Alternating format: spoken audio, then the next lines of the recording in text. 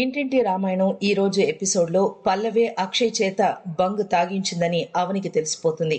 ఇందుకు సంబంధించిన బాటిల్ కూడా దొరకడంతో పల్లవిని అందరి ముందు దోషిగా నిలబెట్టాలని అవని డిసైడ్ అవుతుంది. అయితే సరిగ్గా అప్పుడే భరత్ ఎంట్రీ ఇచ్చి పల్లవిని కాపాడతాడు. ఆ బంగు బావచేత తాగించింది నేనే అంటూ తప్పు తన మీద వేసుకుంటాడు. ఇలా పల్లవితో పూర్తిగా కలిసిపోయి అక్క అవనికి ఎదురు తిరుగుతాడు భరత్. ఇలా ఈ రోజు ఎపిసోడ్లో పూర్తిగా ఏం జరిగిందో చూద్దాం. బంగు కలిపిన జ్యూస్ తాగి అక్షయ్ ఫంక్షన్ లో ఇష్టం వచ్చినట్టుగా వాగుతాడు. తన భార్య అవనికి తనకు గొడవలున్నాయని ఎండి చాముండేశ్వరి ముఖం మీదే చెప్తాడు అక్షయ్. అయితే ఈ విషయం తనకి ముందే తెలుసని చాము షాక్ ఇస్తుంది. ఇక ఈ రోజు ఎపిసోడ్ లో అక్షయ్ కి మజ్జిగ తాగించడంతో కాస్త మత్తు వదులుతుంది. ఏమైంది నాకు, అందరూ అలా చూస్తున్నారేంటి అని అడుగుతాడు అక్షయ్. ఏం కాలేదురా, నువ్వు కళ్ళు తిరిగి పడిపోయావు అంతే, మంచినీళ్లు తాగించి లేపావు.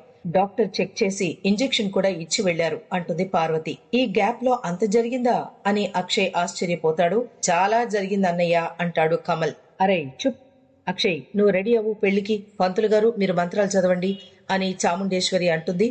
దీంతో అవని అక్షయ్ దండలు మార్చుకుంటారు. ఇక తర్వాత కేక్ కటింగ్ కూడా చేసి హ్యాపీగా ఫంక్షన్ చేసుకుంటారు. ఇది చూసి పల్లవి శ్రేయ ఇద్దరు రగిలిపోతారు. నేను అమ్మా నాన్నల పెళ్లి చూశాను, ఈ క్రెడిట్ అంతా మీదే అంటూ చాముండేశ్వరితో అంటుంది ఆరాధ్య. చిన్నపిల్లలు మంచి మనసుతో ఏం కోరుకున్నా అది జరుగుతుందమ్మా.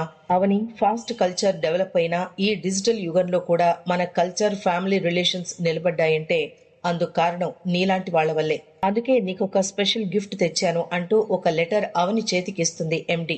ఏంటి మేడం ఇది అంటూ అవని అడిగితే, చూస్తే నీకే తెలుస్తుంది చూడు అని అంటుంది. అది చూసి అవని ముఖం వెలిగిపోతుంది. మేడం నాకు మీ ఆఫీస్లో మేనేజర్ జాబా అని అవని అనగానే అందరూ అవాక్కవుతారు. అవును, నువ్వు నా దగ్గరకు వచ్చి నాతో మాట్లాడినప్పుడే నీలాంటి స్ట్రాంగ్ లేడీని సపోర్ట్ చేయాలనుకున్నాను. అందుకే నీకు నా ఆఫీస్లో మేనేజర్ పోస్ట్ ఇచ్చాను.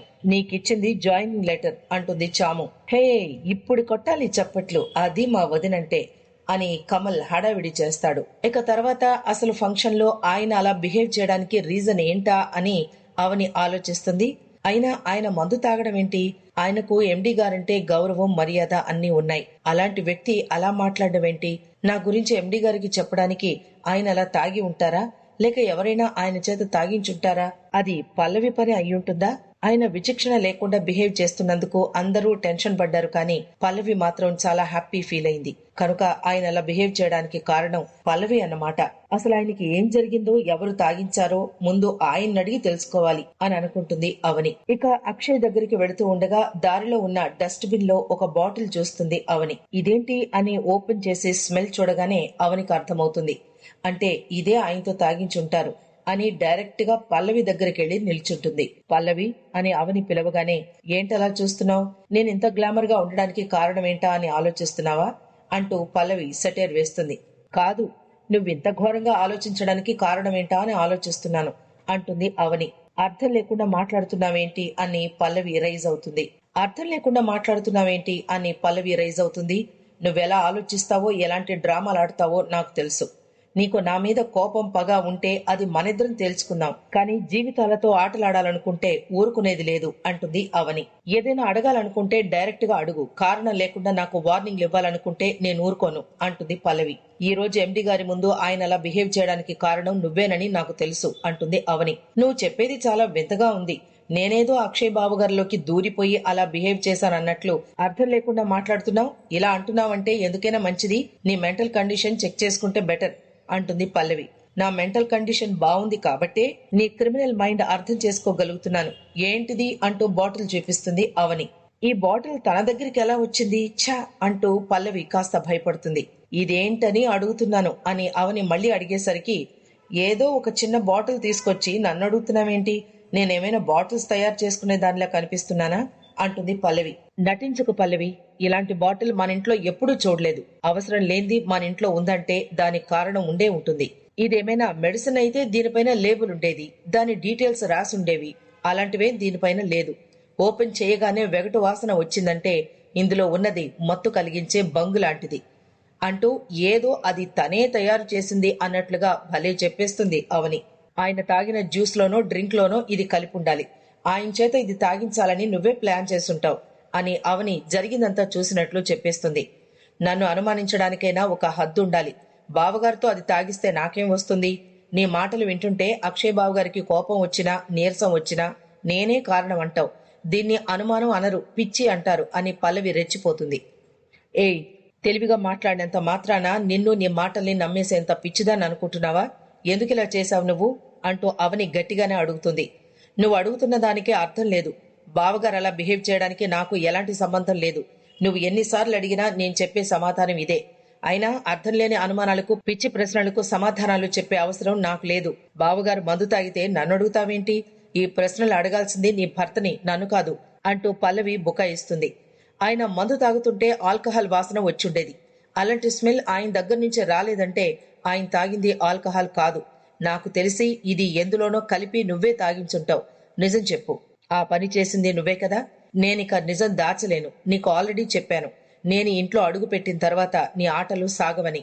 ఇక నాకు ఓపిక లేదు. నీ గురించి ఇప్పటి వరకు చాలా ఓపిక పట్టాను. కమల్ లైఫ్ గురించి ఆలోచించాను. నేనలా ఆలోచించాను కాబట్టే నువ్విలా రెచ్చిపోతున్నావు. అత్తయ్య గారికి, మామి గారికి నీ గురించి చెప్పాల్సిందే. రా రా అంటూ పల్లవి చేయి పట్టుకునే లాక్కెడుతుంది అవని.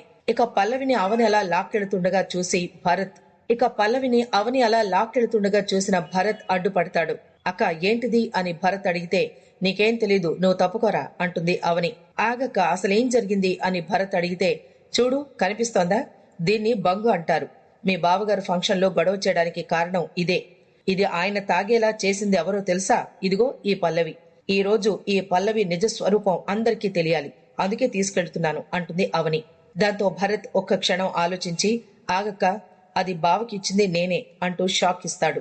ఆ మాటికి అటు పల్లవి ఇటు అవని ఇద్దరూ అవాక్కవుతారు. ఏంట్రా నువ్వు అనేది అని అవని అడిగితే, అవును, ఫంక్షన్ లో ఎంజాయ్ చేయడానికి నేనే తెచ్చుకున్నాను అంటాడు భరత్. రే, ఏం వాగుతున్నావు? నీ గురించి నాకు తెలియదా? ఎందుకురా తన్ని కాపాడడానికి అబద్ధాలు చెప్తున్నావు అని అవని నిలదీస్తుంది. అబద్ధం కాదక్క, నిజం. ఏ ఆధారం లేకుండా నీకు ఆ బాటిల్ దొరికిందని, అది పల్లవి చేసిందని నమ్ముతున్నావు. మరి నా నోటితో నేనే అది తీసుకొచ్చానంటే నమ్మవేంటక్క? నా మాట కాదని తనను తీసుకెళ్లి అందరి ముందు పంచాయతీ పెడితే అందరి ముందు నేను కూడా ఇదే చెప్తాను. అప్పుడు పోయేది పల్లవి పరువు కాదు, నీది. నీ తమ్ముడైనందుకు నాది. ఆలోచించుకో అని భరత్ బెదిరిస్తాడు. ఇక ఆలోచించడానికి ఏం లేదు, పద సిస్టర్ అంటూ అవనిని తీసుకుని వెళ్ళిపోతాడు భరత్. అవని వెనకాల భరత్ కి షేక్ హ్యాండ్ ఇస్తుంది పల్లవి. ఇక తర్వాత డైనింగ్ టేబుల్ దగ్గర అందరూ భోజనానికి కూర్చుంటారు.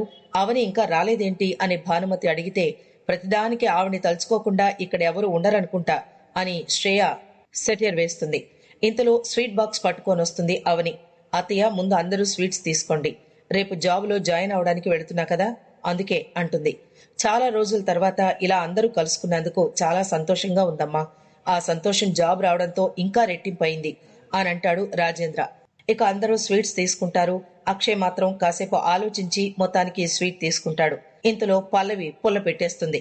అక్క, నువ్వు స్వీట్ ఇచ్చింది జాబ్ వచ్చినందుక, లేక బావగారి కంటే పెద్ద పోస్ట్ వచ్చినందుక అని పల్లవి అనేసరికి అక్షయ్ ముఖం మారిపోతుంది. ఇక్కడితో నేటి ఎపిసోడ్ ముగిసింది.